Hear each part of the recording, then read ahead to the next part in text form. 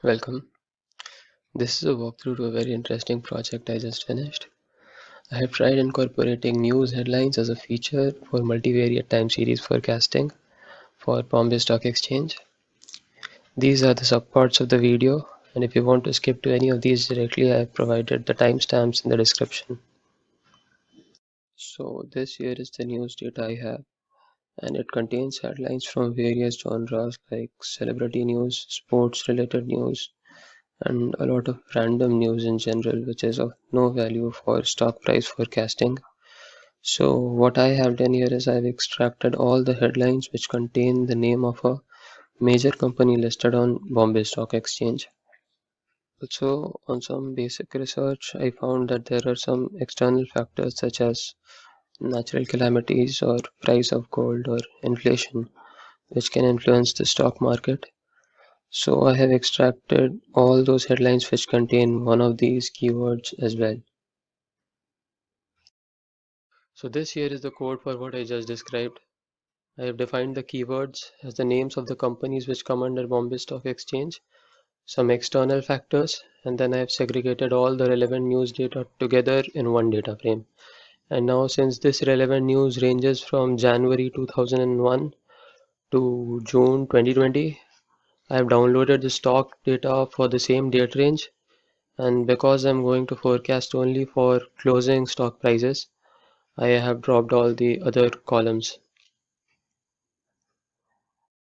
Now, I have filtered the relevant news headlines, but before performing sentiment analysis on these headlines, I had to think of a way to tailor my approach specifically for this problem, which is financial in nature.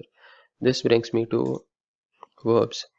You see, verbs are words which are used to define or describe an action or an occurrence. So, since I have already filtered the data in a way that most of my headlines are already financial in nature, now the most commonly used verbs I find in my dataset are words like rises, falls.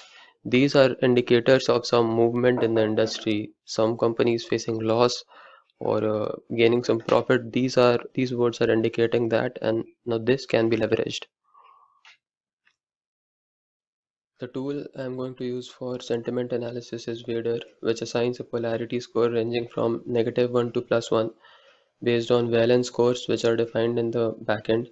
So if you look at this text file which comes along with Vader, you will find these valence scores. These are the valence scores defined for every word in the English dictionary. So you can see euphoria has a very high valence score describing something positive about it. So what I'm going to do is that for all those verbs which I just showed you, I'm going to update the valence scores so that huge variations in polarity are created when one of those verbs occur in my data set. I know this is going to create a lot of noisy data, but I'll deal with it during feature engineering. So I have used ecstasy to extract all the verbs from the headlines. And for the most commonly occurring verbs here, as you can see, I have selected a few which were indicating some financial change and updated the valence scores for few of those words manually, after which I have calculated the polarity scores. And here you can see Tata Steel it has faced some loss. The number here has been removed because during the data cleaning I have removed all the numbers and the punctuations, but the polarity score, which ranges from -1 to +1, is highly negative, which is exactly how I want it to be. After this, I merged the polarity scores with the stock data, and for the missing values in the polarity scores, I have imputed 0. And for the missing values in stock prices, I have used a forward fill method. Moving on to feature engineering.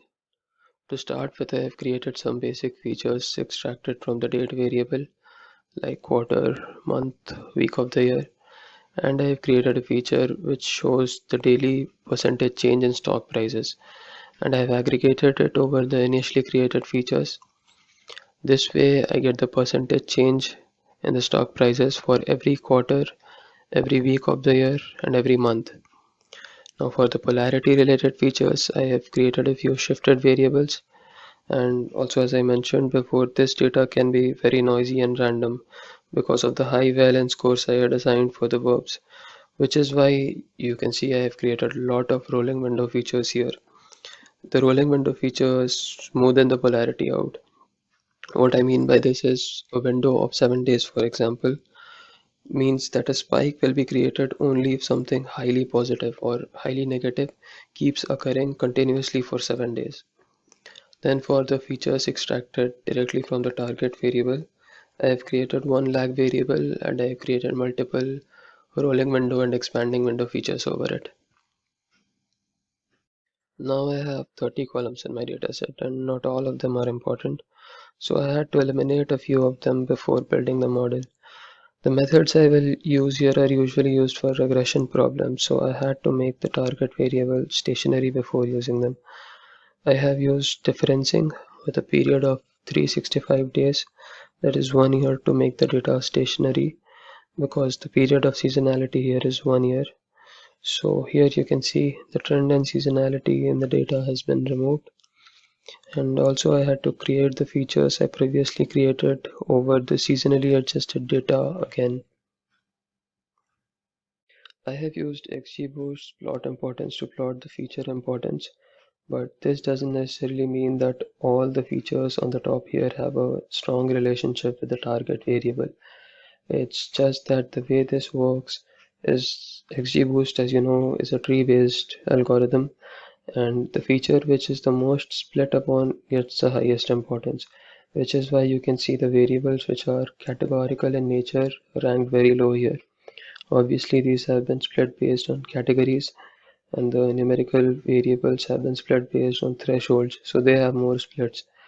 This test is more of a variance test, which is why to check for linear relationship I have performed another test using recursive feature elimination over ridge regression.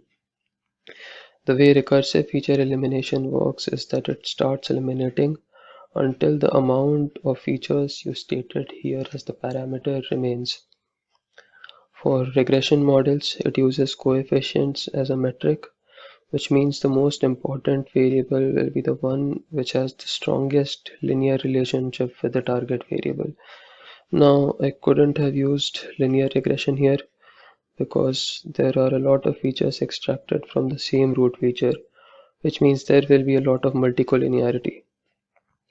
And I can't use lasso regression either because lasso penalizes very strictly and it will shrink the coefficients of any even mildly weak feature to zero. And I'm very sure that polarity from news headlines isn't that strong a variable to survive lasso when the target variable is stock prices. So most of the work is done now. I have finalized 10 features for the final dataset. Now I will just scale the data and prepare it for developing a time series model with time steps is equals to 30.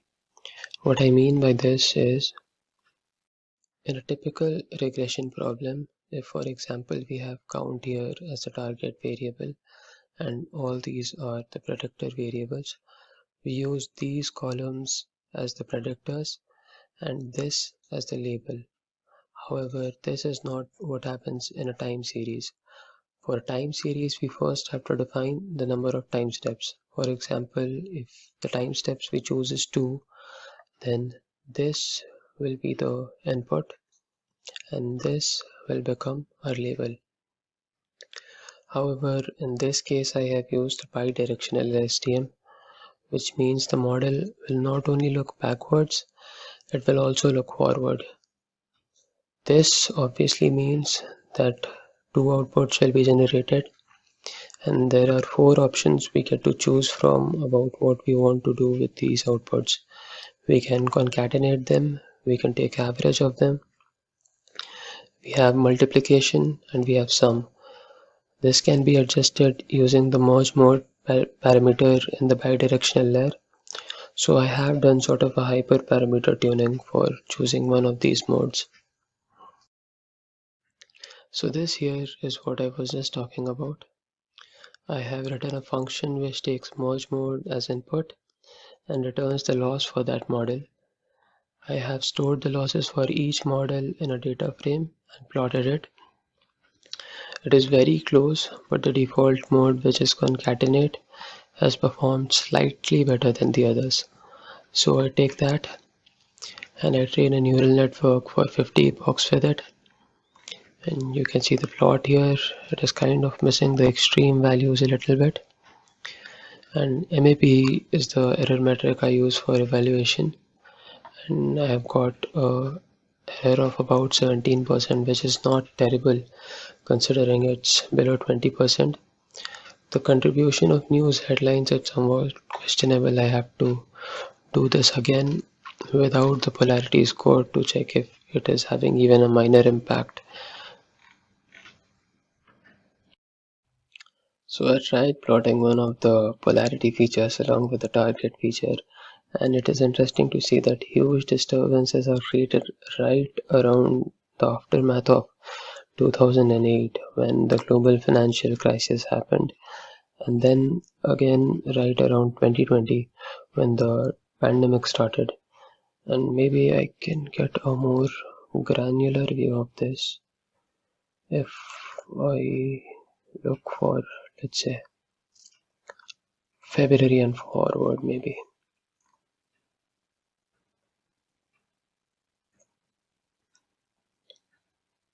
Alright, okay. This is actually very interesting to see. This feature is derived only from polarity, and it is dropping right around the same time stock prices are dropping, which is around the time when lockdown happened. Yes, I'll leave the link to my GitHub repository for the code used in this video in case you want to have a look. And thank you for watching.